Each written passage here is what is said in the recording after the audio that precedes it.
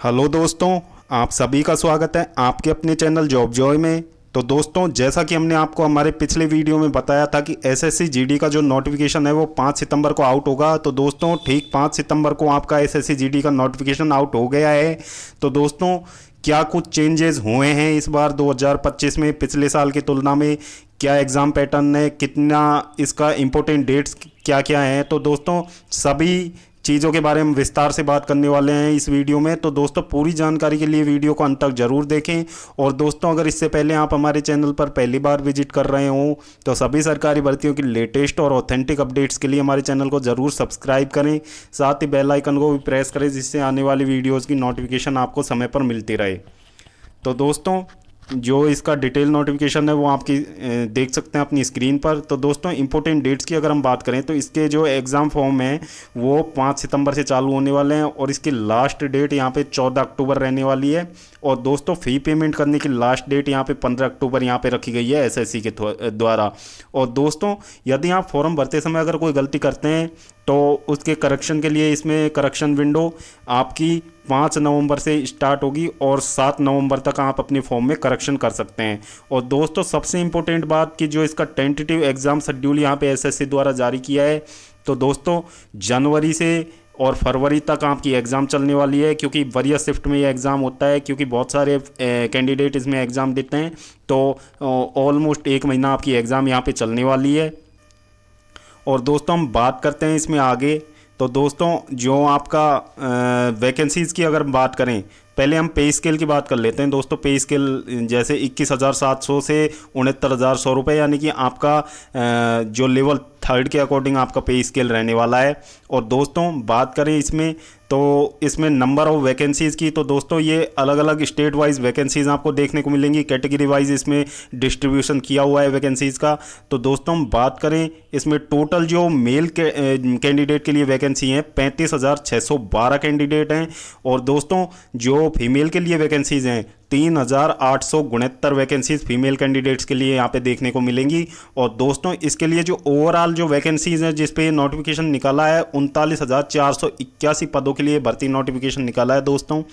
तो दोस्तों, ये वैकेंसीज अभी टेंटेटिव हैं, तो इसमें बढ़ोतरी आपको देखने को मिलेगी, क्योंकि जब इनिशियल नोटिफिकेशन आता है तो उसके मतलब भर्ती प्रक्रिया पूरी होने तक उसमें पदों की वृद्धि होती है। यानी कि पिछली बार भी हुई थी, तो इस बार भी डेफिनेट आपके इसमें वैकेंसीज बढ़ेंगी। और जिसमें ये अलग अलग स्टेट वाइज वैकेंसीज होती हैं दोस्तों। इसमें 2 ही वैकेंसीज होती हैं, एक तो एनसीबी और एक एसएसएफ। ये दोनों वैकेंसीज ऑल इंडिया लेवल की होती हैं, यानी कि इनका एक ही कट ऑफ जाता है, अदरवाइज सभी का कट ऑफ अलग अलग जाता है स्टेट वाइज। तो दोस्तों, हम बात करते हैं यहाँ पे एज लिमिट की। तो दोस्तों, आपकी जो एज लिमिट यहाँ पे रखी गई है मिनिमम 18 साल और मैक्सिमम 23 साल। तो दोस्तों, यूआर और ईडब्ल्यूएस कैंडिडेट्स के लिए यहाँ पे ये एज लिमिट रखी गई है। एज की आपकी गणना की जाएगी 1/1/2025 से। तो दोस्तों, कैंडिडेट का यहाँ पे जन्म 2 यूआर और ईडब्ल्यूएस कैंडिडेट के लिए है ये लाइन, कि आप में से जो भी कैंडिडेट इसका फॉर्म बनना चाहता है तो उसके लिए यहाँ पे उसका बर्थ 2/1/2000 से पहले ना हुआ हो और दोस्तों 1/1/2007 के बाद ना हुआ हो। तो दोस्तों, कैटेगरी वाइज आपको जो रिजर्व कैटेगरीज है उनको एज रिलैक्सेशन यहाँ पे मिलेंगे। तो दोस्तों, SC ST को 5 साल का, OBC को 3 साल का, एक्स सर्विसमैन और दोस्तों ये 1984 राइट्स के इनमें तो आपको 5 साल का यहाँ पे एज रिलैक्सेशंस मिल जाएंगे। तो दोस्तों, हम बात करते हैं इसमें आगे। तो यहाँ पे जो एज रिलैक्सेशन की बात हमने यहाँ पे कर ली है। तो इसके बाद में हम बात करें कि जो सर्टिफिकेशन और फॉर्मेट, जैसे आपके कास्ट सर्टिफिकेट किस फॉर्मेट में होने चाहिए वो सब कुछ इस नोटिफिकेशन में आपको दिया हुआ है। और दोस्तों, इसमें जो एनसीसी वाले कैंडिडेट होते हैं जो उनको यहाँ पे कुछ बोनस मार्क्स यहाँ पे दिए जाते हैं।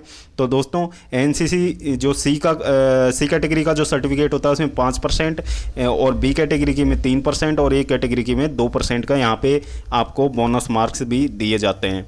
और इसके लिए जो अप्लाई करने का तरीका है वो बता रखा है। सबसे पहले आपने यदि अपना रजिस्ट्रेशन कर रखा है ssc.government.in पे, तो आप रजिस्ट्रेशन अपने अकाउंट को लॉगिन करके वहाँ पे अप्लाई ऑनलाइन पे जाके आप अपना फॉर्म अप्लाई कर सकते हैं। या फिर जो कैंडिडेट जो पहली बार फॉर्म करेंगे उनके लिए पहले रजिस्ट्रेशन करना होगा, उसके बाद आप अपना फॉर्म यहाँ पे फिल कर सकते हैं। दोस्तों एप्लीकेशन फ़ीस की बात करते हैं तो दोस्तों एप्लीकेशन फ़ीस यहाँ पे 100 रुपये रहने वाली है। और दोस्तों जो रिजर्व कैटेगरीज हैं जैसे वुमेन कैंडिडेट्स है और SC candidate, ST, ex serviceman, तो दोस्तों इनके लिए यहाँ पे कोई भी एग्ज़ाम फीस यहाँ पे नहीं रखी गई है।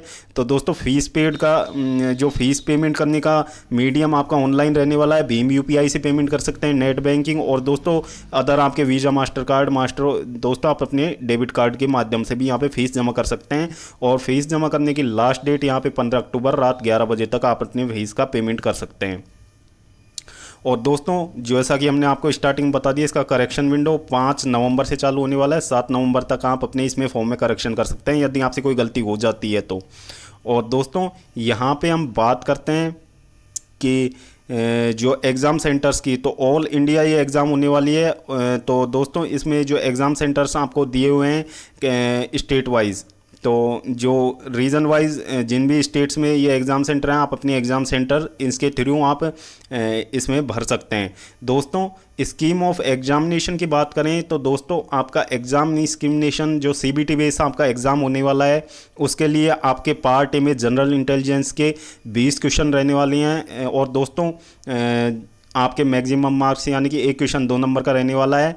और दोस्तों पार्ट बी में आपका general knowledge and general awareness, तो दोस्तों इसका भी सेम वेटेज है। और फिर थर्ड पार्ट में आपका मैथमेटिक्स, इसका भी सेम वेटेज रहने वाला है। और फोर्थ पार्ट में आपको ध्यान देने वाली बात ये होगी कि आप हिंदी और इंग्लिश में कोई सी भी एक सब्जेक्ट चुन सकते हैं जो आपको फोर्थ पार्ट में आपको चुनना है। तो ये जैसे ही आप अपना एग्ज़ाम लॉगिन करेंगे तो वहाँ आपको देखने को मिल जाएगा।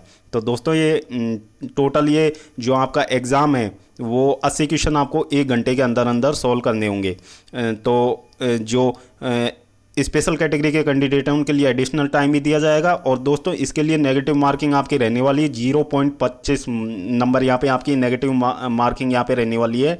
तो आप 2 नंबर का लगा सकते हैं कि एक क्वेश्चन आपका गलत होने पर 0.25 का आपका नेगेटिव मार्किंग रहने वाला है। तो 1/8 इसमें नेगेटिव मार्किंग रहने वाली है।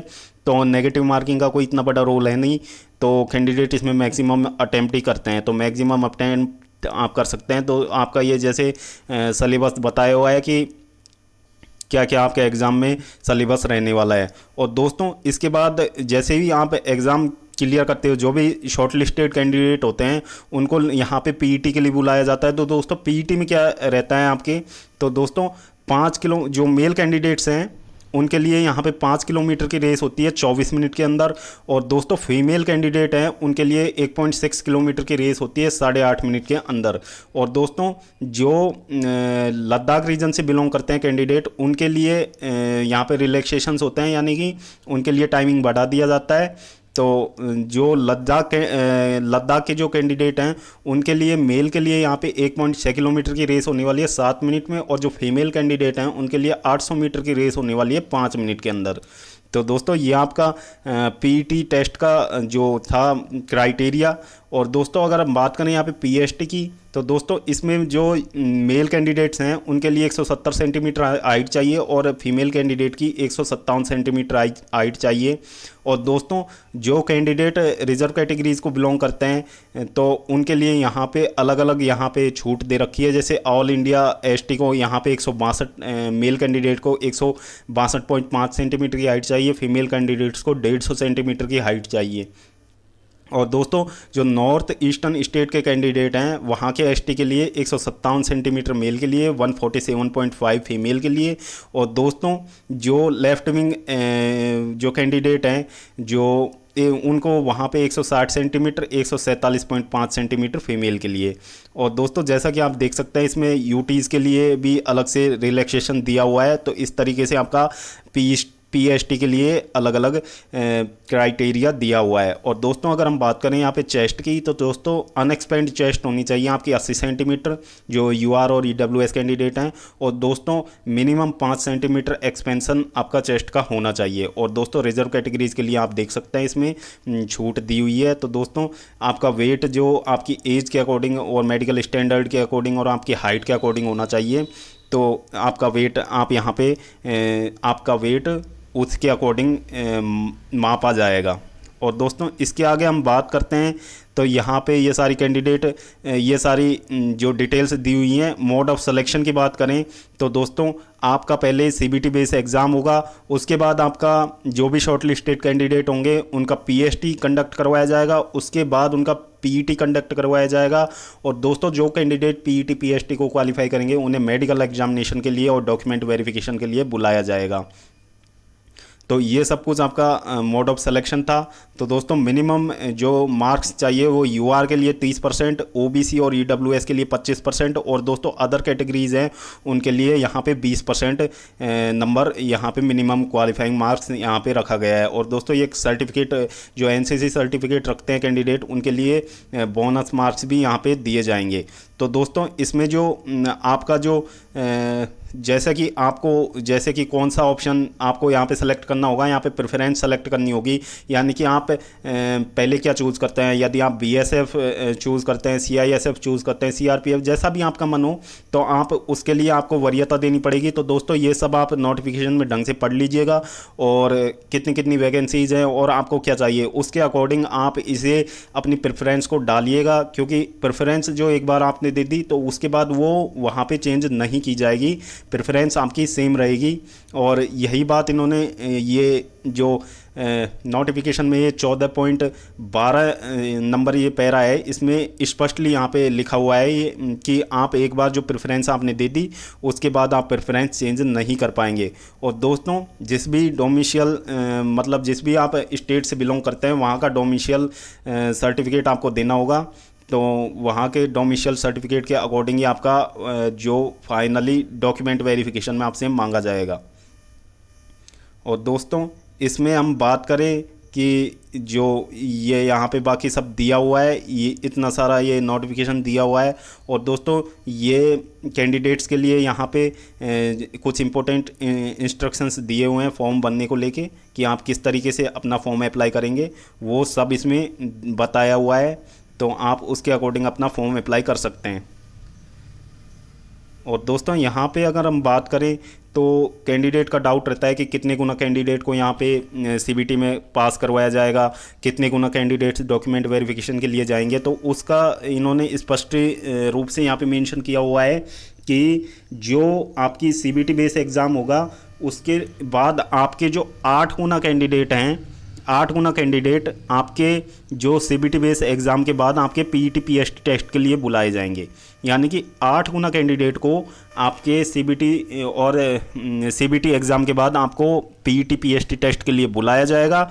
उसके बाद फिर जो candidate successfully PET PHT clear कर लेते हैं उसके बाद जो कैंडिडेट हैं उनको नेक्स्ट राउंड के लिए बुलाया जाएगा, डॉक्यूमेंट वेरिफिकेशन और मेडिकल एग्जामिनेशन। तो दोस्तों इसके लिए आपको जो सीबीटी में अपीयर होने वाले कैंडिडेट्स की 2 टाइम कैंडिडेट्स को यहाँ पे आपकी वैकेंसीज़ के 2 टाइम कैंडिडेट को यहाँ पे डॉक्यूमेंट वेरिफिकेशन और मेडिकल एग्जामिनेशन के लिए बुलाया जाएगा। उसके बाद में एक फ़ाइनल मेरिट लिस्ट तैयार होगी। तो जो कैंडिडेट फाइनली सेलेक्ट होंगे उस मेरिट लिस्ट के अंदर आएंगे तो उन कैंडिडेट्स को अपॉइंटमेंट यहाँ पे दे दिया जाएगा। तो दोस्तों ये सब था इस भर्ती नोटिफिकेशन में। काफ़ी अच्छी भर्ती है, गोल्डन अपॉर्चुनिटी है। जो कैंडिडेट